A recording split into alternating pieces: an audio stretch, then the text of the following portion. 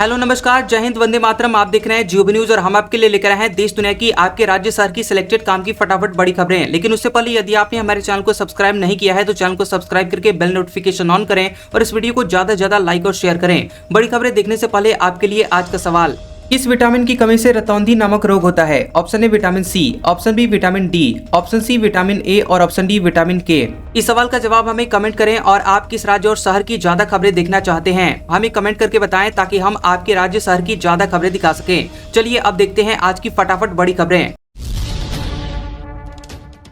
Delhi blast, Pulwama से doctor Umar का दोस्त डॉक्टर सज्जाद गिरफ्तार, भाई मां बाप हिरासत में। फरीदाबाद से अरेस्ट डॉक्टर शाहीन, जैश महिला विंग की हेड। दिल्ली में सोमवार शाम को हुए कार ब्लास्ट की जांच करीब 20 घंटे बाद एनआईए को सौंप दी गई है। इस बीच ब्लास्ट में मरने वाले लोगों की संख्या मंगलवार को बढ़कर 12 हो गई है। इनमें 2 महिलाएं भी हैं। अब तक 2 शवों की पहचान हो पाई है और बाकी की पहचान डीएनए टेस्ट से होगा। 20 घायलों का इलाज अभी जारी है। लाल किला मेट्रो स्टेशन के गेट नंबर 1 के पास सोमवार शाम को करीब 6:52 पर ब्लास्ट में जिस सफेद i20 कार का इस्तेमाल हुआ था उसका सीसीटीवी फुटेज सामने आया। मेट्रो स्टेशन की पार्किंग से निकल रही कार में काला मास्क पहने एक शख्स बैठा हुआ दिखाई दिया था। पुलिस के मुताबिक कार में बैठे शख्स का नाम डॉक्टर मोहम्मद उमर नबी है और वो पुलवामा का रहने वाला है। पुलिस सूत्रों के मुताबिक उसने विस्फोटकों से खुद को उड़ा लिया था। उसके डीएनए टेस्ट के लिए जम्मू कश्मीर पुलिस ने पुलवामा में उसके माता पिता और 2 भाइयों को हिरासत में लिया है। पुलवामा से ही उमर के दोस्त डॉक्टर सज्जाद को भी गिरफ्तार किया गया है। उसकी 1 दिन पहले ही शादी हुई थी। इधर हरियाणा के फरीदाबाद से एक महिला डॉक्टर शाहीन शाहिद की गिरफ्तारी हुई है। पुलिस के मुताबिक शाहीन भारत में जैश ए मोहम्मद की महिला विंग जमात उल मोमिनात की हेड थी। पाकिस्तान में आतंकवादी अजहर मसूद की बहन सादिया इसी की चीफ है। सीसीटीवी में पुलवामा का डॉक्टर कार चलाते हुए दिखा था। दावा, फरीदाबाद आतंकवादी मॉड्यूल से जुड़ा था। 3 डॉक्टरों की गिरफ्तारी के बाद धमाका किया। दिल्ली में सोमवार शाम को लाल किले मेट्रो स्टेशन के गेट नंबर 1 के पास सफेद रंग की जिस हुंडई i20 कार में धमाका हुआ उसका सीसीटीवी फुटेज सामने आया। सीसीटीवी फुटेज में काले रंग का मास्क पहने शख्स पार्किंग एरिया में कार लेकर निकलता हुआ दिखाई दिया था। वहीं बता दें आपको कि इस कार में बैठे संदिग्ध व्यक्ति का चेहरा पेशे से डॉक्टर मोहम्मद उमर नबी से मेल खाता है। डॉक्टर उमर पुलवामा का रहने वाला है और डॉक्टर उमर फरीदाबाद की अल फलाह यूनिवर्सिटी में फैकल्टी था। उस पर जैश ए मोहम्मद आतंकवादी मॉड्यूल से जुड़े होने का आरोप है। बिहार चुनाव में वोटिंग खत्म, 5 बजे तक रिकॉर्ड 67.14% मतदान। बगहा में 15,000 लोगों ने किया चुनाव का बहिष्कार। जमुई, अररिया, नवादा में झड़प। बिहार विधानसभा चुनाव के आखिरी फेज का मतदान शाम के 6 बजे खत्म हो गया। हालांकि कतार में खड़े वोटर्स वोट डाल पाएंगे। वहीं संवेदनशील 4109 बूथों पर शाम 5 बजे तक वोटिंग हुई। आखिरी फेज में 20 जिलों की 122 सीटों पर शाम के 5 बजे तक 67.14% मतदान हुआ। मुस्लिम बहुल किशनगंज में सबसे ज्यादा 76.26% मतदान हुआ है। बम्पर वोटिंग को लेकर केंद्रीय मंत्री जीतन मांझी ने दावा किया कि दूसरे फेज की 122 सीटों में से 80 हम जीतने वाले हैं। वहीं तेजस्वी यादव ने कहा कि लोगों ने बढ़ चढ़कर मतदान कर रहे हैं, मेरा मन गदगद है। हरियाणा के अग्निवीरों को सरकारी नौकरी में राहत। ग्रुप बी और सी के पदों पर भर्ती में उम्र में छूट मिलेगी। नोटिफिकेशन हुआ जारी। हरियाणा सरकार ने राज्य के अग्निवीरों को बड़ी राहत दी है। सरकार ने सरकारी नौकरियों में आयु सीमा में छूट को लेकर आधिकारिक नोटिफिकेशन जारी कर दिया है। लंबे समय से विचाराधीन इस प्रस्ताव पर अब सरकार ने निर्णय लेते हुए हरियाणा के मूल निवासी भूतपूर्व अग्निवीरों को सीधी भर्ती के दौरान ऊपरी आयु सीमा में छूट देने की घोषणा की है। जारी किए गए नोटिफिकेशन के मुताबिक अग्निवीरों को ग्रुप बी और ग्रुप सी श्रेणी के पदों के लिए निर्धारित ऊपरी आयु सीमा में 3 वर्ष की छूट दी जाएगी। वहीं अग्निवीरों के पहले बैच को विशेष राहत देते हुए 5 वर्ष तक की आयु सीमा छूट का लाभ प्रदान किया जाएगा। इससे पहले हरियाणा की सरकार की ओर से सेना से लौटने वाले अग्निवीरों को सरकारी नौकरियों में आरक्षण देने का फैसला किया जा चुका है। इसके लिए सरकार ने 20 अगस्त 2025 को नोटिफिकेशन जारी किया था और इस नोटिफिकेशन की कॉपी सभी जिलों के डीसी विभागों के प्रमुखों, बोर्ड, निगमों और विश्वविद्यालयों को भेज दी गई थी। तमिलनाडु बंगाल में एसआईआर, सुप्रीम कोर्ट ने इलेक्शन कमीशन से जवाब मांगा। 2 हफ्ते का समय दिया। मद्रास और कलकत्ता हाईकोर्ट को सुनवाई करने से रोका। सुप्रीम कोर्ट ने तमिलनाडु और पश्चिम बंगाल में स्पेशल इंसेंटिव रिवीजन एसआईआर प्रक्रिया को चुनौती देने वाली याचिकाओं पर चुनाव आयोग से अलग अलग जवाब मांगे हैं। सुप्रीम कोर्ट ने इलेक्शन कमीशन से 2 सप्ताह में जवाब दाखिल करने को कहा है। दोनों राज्यों में एसआईआर प्रक्रिया के खिलाफ डीएमके, सीपीआईएम, पश्चिम बंगाल कांग्रेस इकाई और टीएमसी नेताओं ने याचिकाएं दाखिल की थी। कोर्ट ने तमिलनाडु में एसआईआर का समर्थन करने वाली एआईएडीएमके पार्टी की याचिका को भी सुनवाई में शामिल करने की परमिशन दी। ई कॉमर्स पर मेड इन इंडिया प्रोडक्ट्स आसानी से अब ढूंढ सकेंगे। कंट्री ऑफ ओरिजिन के लिए अलग से फिल्टर लगेगा। कंज्यूमर मिनिस्ट्री ने नियम ड्राफ्ट किया। ई कॉमर्स प्लेटफॉर्म को अब पैकेज्ड सामानों के लिए कंट्री ऑफ ओरिजिन का फिल्टर अलग से देना होगा, जिससे प्रोडक्ट सर्च कर रहे कस्टमर को उसका ओरिजिन यानी सामान मूल रूप से किस देश में बना है उसका पता आसानी से अब चल पाएगा। डिपार्टमेंट ऑफ कंज्यूमर अफेयर ने इसे मैंडेटरी करने के लिए प्रस्ताव लाया है। अगर ये पास हो गया तो 2026 से ये लागू हो सकता है। मंत्रालय ने 10 नवंबर को कहा कि ये बदलाव 2011 के लीगल मेट्रोलॉजी रूल्स में संशोधन के जरिए होगा। पैकेज्ड सामानों पर कंट्री ऑफ ओरिजिन लिखने की अनिवार्यता पहले से ही है। नया नियम ई कॉमर्स पर सर्च के लिए फिल्टर लगाने के लिए लाया जा रहा है। इससे डिजिटल मार्केट प्लेस पर ट्रांसपेरेंसी बढ़ेगी और लोकल मैन्युफैक्चरर्स को बराबरी का मौका मिलेगा। पंजाब डीआईजी को जुडिशियल कस्टडी में भेजा गया। कोर्ट में सीबीआई बोली, भुल्लर सवालों का सही जवाब नहीं दे रहे। एजेंसी के ऑफिस पहुंची ईडी।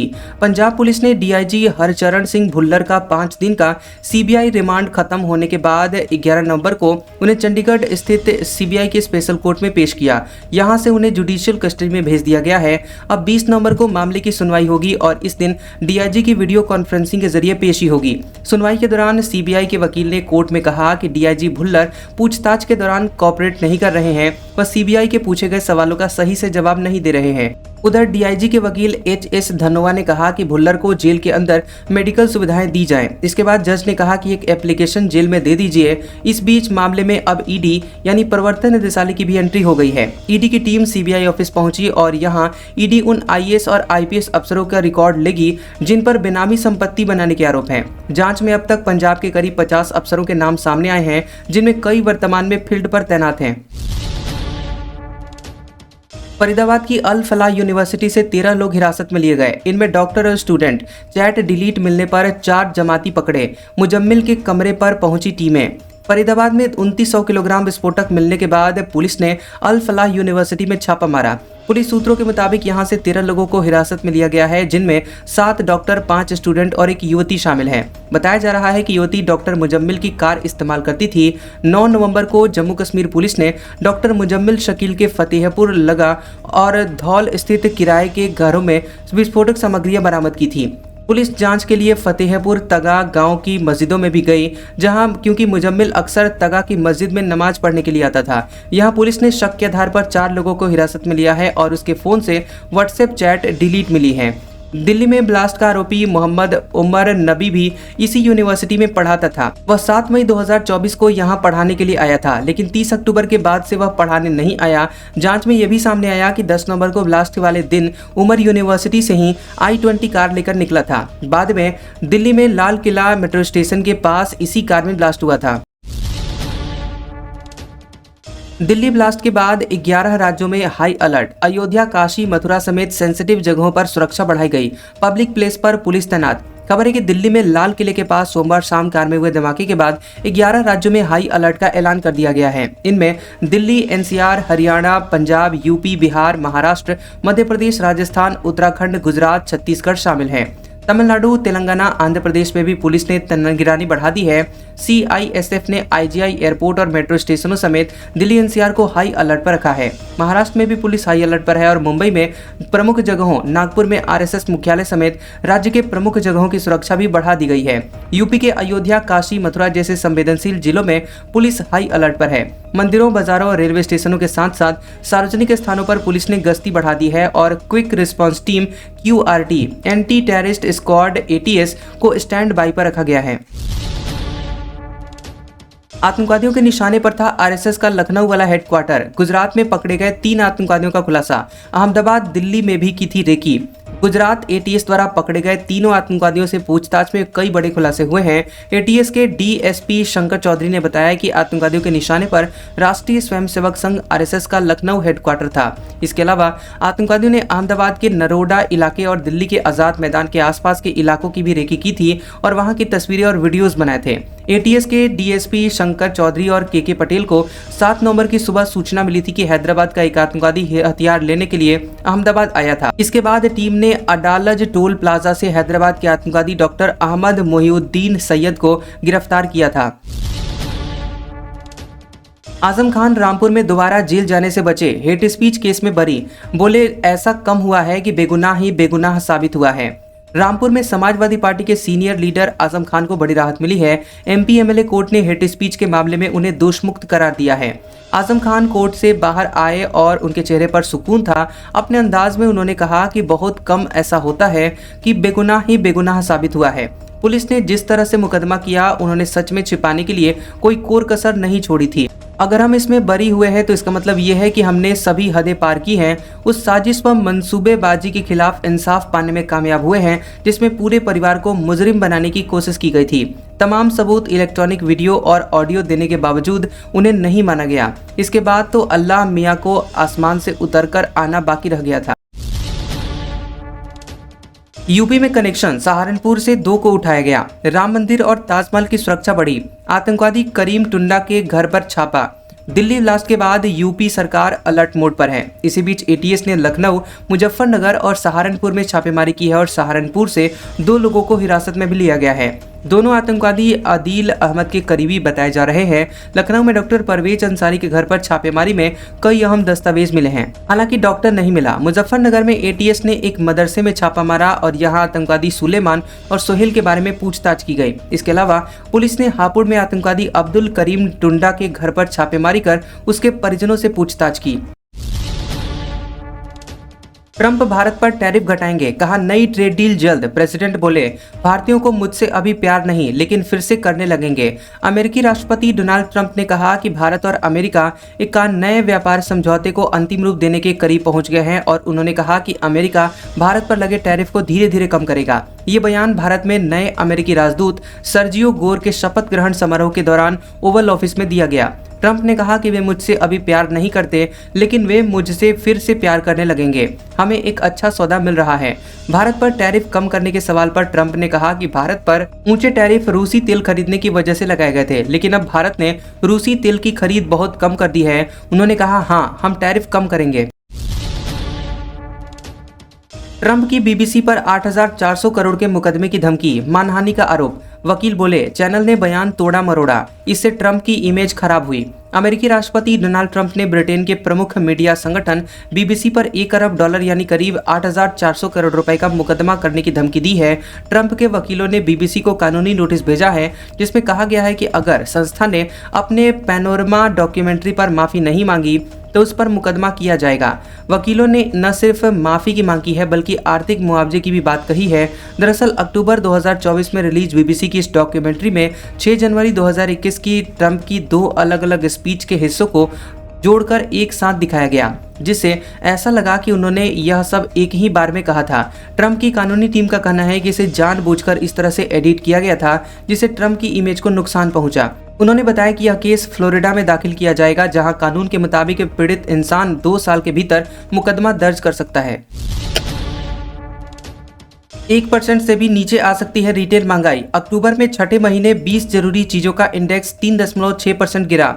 सब्जियां, दालें, चावल 51% तक सस्ते हुए। देश में महंगाई लगातार कम हो रही है। अक्टूबर में सब्जियां 51%, दालें 29% और चावल 1.2% सस्ते हुए हैं। बैंक ऑफ बड़ौदा का अनुमान है कि इसके चलते अक्टूबर में रिटेल महंगाई सिर्फ 0.4 से 0.6% रह सकती है, जो कि सितंबर में 1.5% थी। बीते महीने मंडियों में सब्जियों की आवक 30% तक बढ़ी थी। यह ट्रेंड नवंबर में भी जारी है। बॉब एसेंशियल कमोडिटी इंडेक्स लगातार छठे महीने गिरा है। अक्टूबर में ये 1 साल पहले के मुकाबले 3.60% नीचे आ गया। नवंबर के पहले 6 दिनों में भी इस इंडेक्स में 3.80% की गिरावट आई है। ये सब्जी, दाल, तेल, अनाज जैसी 20 जरूरी चीजों का इंडेक्स है। वहीं बीते महीने टमाटर, प्याज और आलू के भाव सबसे ज्यादा घटे हैं। भारतीय कंपनियों ने रशियन ऑयल के ऑर्डर देना बंद किए। दिसंबर से रिलायंस समेत 5 बड़ी कंपनियां रूसी तेल नहीं खरीदेंगी। ट्रंप भारत पर टैरिफ घटाएंगे। भारत ने दिसंबर महीने की डिलीवरी के लिए रूस से कच्चे तेल की खरीद में बड़ी कटौती की है। ब्लूमबर्ग की रिपोर्ट के मुताबिक देश की 5 प्रमुख रिफाइनर कंपनियों ने दिसंबर के लिए कोई नया ऑर्डर नहीं दिया है। यह फैसला अमेरिकी प्रतिबंधों और भारत अमेरिका व्यापार वार्ताओं के बीच लिया गया है। अगस्त में अमेरिकी राष्ट्रपति डोनाल्ड ट्रंप ने रूसी तेल खरीदने के कारण भारत पर 50% टैरिफ लगा दिया था। इसके बाद उन्होंने रूस की सरकारी तेल कंपनियों रोसनेफ्ट और लुकोइल के साथ सभी तरह के लेनदेन को प्रतिबंधित कर दिया था। ये प्रतिबंध 21 नवंबर से लागू हो रहे हैं। Reliance Industries, Bharat petroleum, Hindustan petroleum, Mangalore refinery और HPCL मित्तल एनर्जी ने दिसंबर के लिए रूस को नया ऑर्डर नहीं दिया है। ये कंपनियां इस साल अब तक भारत के रूसी आयात का 2/3 हिस्सा रही हैं। पतंजलि के धोखा वाले च्यवनप्राश ऐड पर रोक, दिल्ली हाईकोर्ट बोला दूसरों को नीचा नहीं दिखा सकते, 72 घंटे के भीतर सभी प्लेटफॉर्म से हटाओ। दिल्ली हाईकोर्ट ने पतंजलि आयुर्वेद के स्पेशल च्यवनप्राश ऐड को 72 घंटे के भीतर बंद करने का आदेश दिया है। इस ऐड में पतंजलि ने दूसरे ब्रांड्स को धोखा कहा था। डाबर इंडिया की शिकायत पर जस्टिस तेजस करिया की बेंच ने 6 नवंबर को ये अंतरिम आदेश पारित किया था, जिसे आज पढ़ा गया। कोर्ट ने कहा कि आप तुलना करने वाला विज्ञापन चला सकते हैं, लेकिन दूसरों को नीचा दिखाने वाला या फिर गलत और भ्रामक स्टेटमेंट नहीं चलेंगे। ये रोक फरवरी 2026 तक लागू रहेगी। अब पतंजलि अपने इस ऐड को टीवी, सोशल मीडिया और प्रिंट मीडिया कहीं भी नहीं दिखा सकता। दिल्ली में 5वीं तक हाइब्रिड मोड में क्लास चलेंगी। AQI 423, ग्रैप 3 लागू, कंस्ट्रक्शन तोड़फोड़ पर रोक। राजस्थान, MP के 13 शहरों में पारा 10 डिग्री सेल्सियस से नीचे। देश की राजधानी दिल्ली में इस सीजन की सबसे खराब वायु गुणवत्ता एयर क्वालिटी दर्ज की गई है। शहर का AQI 423 पहुंच गया है और शिक्षा विभाग ने कक्षा 5वीं तक के बच्चों के लिए हाइब्रिड मोड में क्लासेस चलाने के आदेश दिए हैं। दिल्ली में तत्काल प्रभाव से अगले आदेश तक फिजिकल और ऑनलाइन दोनों मोड में कक्षाएं चलेंगी। पेरेंट्स बच्चों को स्कूल भेजने या फिर घर से ऑनलाइन क्लास करवाने का फैसला कर सकेंगे। वहीं केंद्र ने पूरे दिल्ली NCR में graded response action plan grab का 3रा चरण लागू कर दिया है। इसके तहत दिल्ली NCR में सड़क, रेलवे और एयरपोर्ट जैसी जरूरी परियोजनाओं को छोड़कर निर्माण और तोड़फोड़ के काम पर रोक लगा दी गई है। एजेंसियों को मशीनों से सड़कों की सफाई और पानी के छिड़काव से प्रदूषण कम करने का निर्देश दिया गया है। पटना जू में दहाड़ेंगे राजगीर के बब्बर शेर, जगुआर भी लाने की तैयारी हो रही है। जू में आने वाले दिनों में कई मेहमानों को देखने का रोमांच मिलेगा। संजय गांधी जैविक उद्यान में सैर करने वाले विजिटर्स अब राजगीर जू सफारी के शेर को देख सकेंगे। सफारी के बब्बर शेर की दहाड़ जू में गूंजेगी। शेर को विजिटर्स के लिए केज में डिस्प्ले किया जाएगा और राजगीर जू सफारी से शेर लाने की तैयारी शुरू हो गई है। इसके लिए दिल्ली स्थित central zoo authority of India से बातचीत चल रही है। जू सफारी से एक मेल और एक फीमेल लाया जाएगा। वन विभाग ने अधिकारी की माने तो जू सफारी में शेर की संख्या ठीक है। CZA से अनुमति मिलने के बाद पटना जू को शेर दिया जाएगा। वहीं पटना जू के हिरण को और डिस्प्ले किया जाएगा। वहीं बच्चे हिरण को आसानी से देख सकेंगे। आज का सुविचार, छल कपट और पाप सिर्फ उतना ही करना चाहिए जितना खुद भुगतने का सामर्थ्य हो, क्योंकि कर्म किसी को भी नहीं छोड़ता।